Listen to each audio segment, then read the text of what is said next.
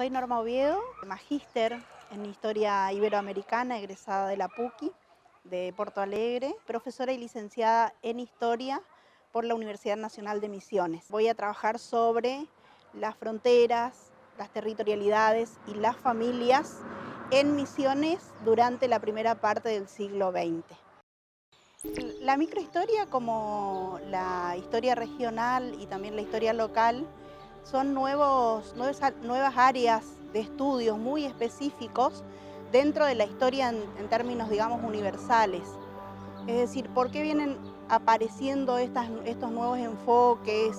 Es porque los paradigmas universales que antes veían a la historia dentro de una organización estatal como la historia nacional o la misma historia universal, construían relatos que tenían que ver con temáticas muy puntuales y hasta yo diría direccionadas en torno a determinados sujetos. El héroe, por ejemplo, ¿sí? Los hombres en el mundo de la política, de la economía, de la organización nacional, ¿sí? Entonces, las nuevas miradas intentan revisar esa perspectiva que unifica, homologa y determina como que la existencia de una sola historia, de una sola verdad, de un solo relato, como parte de la identidad de todo un grupo, siendo que dentro de esos grupos hay diversidades. Esto de mirar a diversas escalas y de observar el desarrollo histórico a partir de, por ahí, territorios más pequeños, pero también acotando sectores y sujetos sociales diversos y delimitados, nos hace ver determinadas particularidades que no condicen con esa historia general o esa historia única.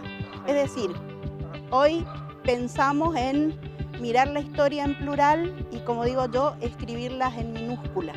Entonces ahí empiezo a pararme en la frontera, pensar a Misiones en un territorio fronterizo, donde la familia se construye a partir de tramas y tramos que van trazando determinados trazos, que no necesariamente construyen ese árbol genealógico tan terminado y tan absoluto. Comencé a trabajar en abordaje familiar y a mirar también otras problemáticas que tienen que ver con la gente, los hombres y las mujeres, los niños, sus necesidades, sus particularidades.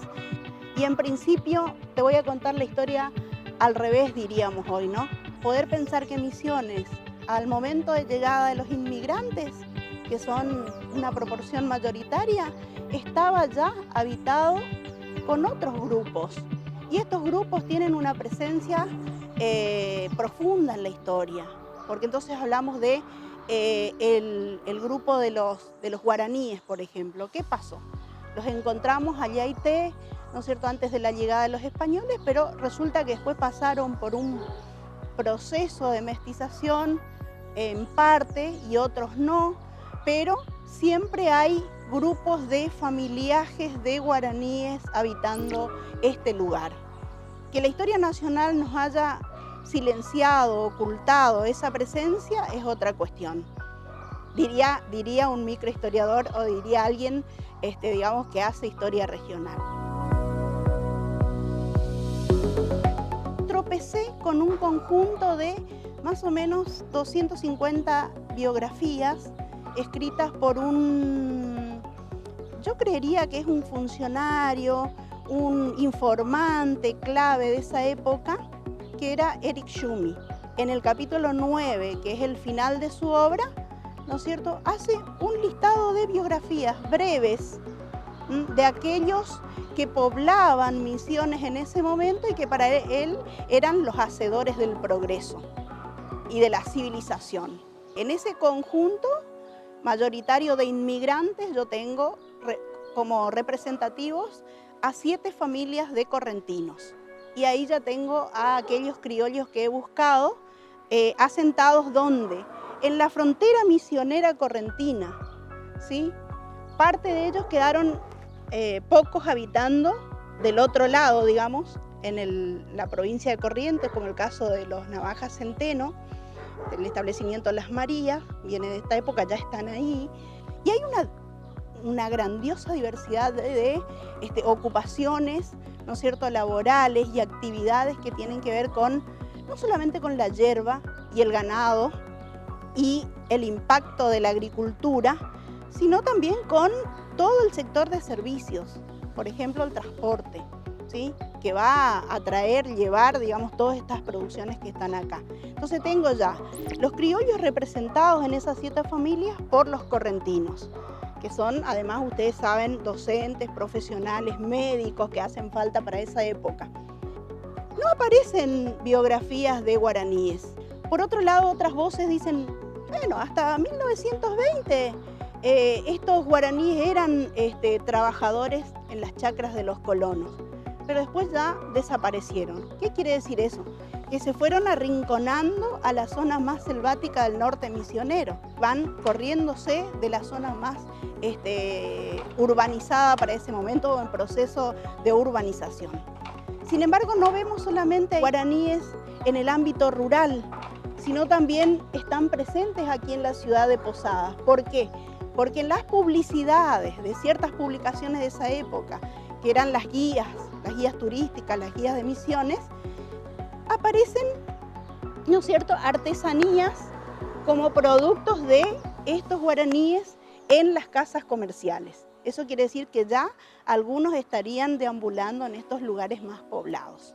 La mujer ha tenido un importante rol en esta sociedad que la negaba como sujeto protagonista, ¿sí?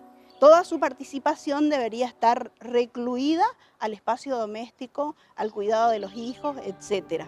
Entonces, lo que yo veo respecto de otras mujeres cuya participación es relevante y se destacan estas biografías es, por ejemplo, la administración de los bienes de los esposos cuando enviudecen. Y después el rol fundamental de todas las mujeres, digamos, de si se quiere, un sector o una clase menos adinerada, porque acá estuve hablando de las que administran campos, establecimientos yerbateros, y la otra que es una intelectual.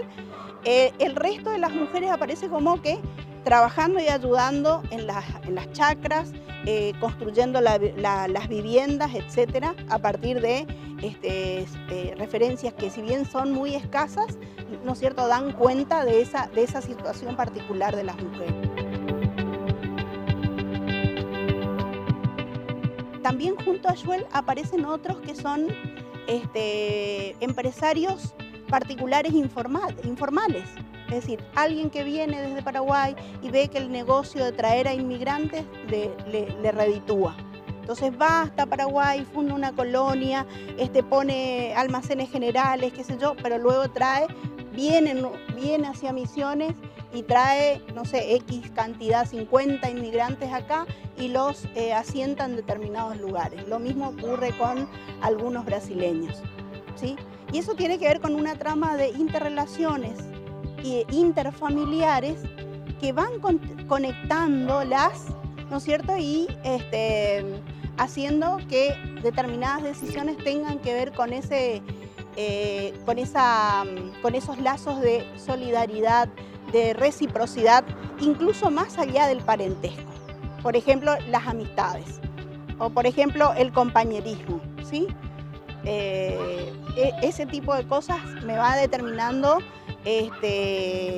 varias territorialidades, digamos, de esas relaciones que están en simultáneo, para ver a Misiones como el centro de un universo fronterizo.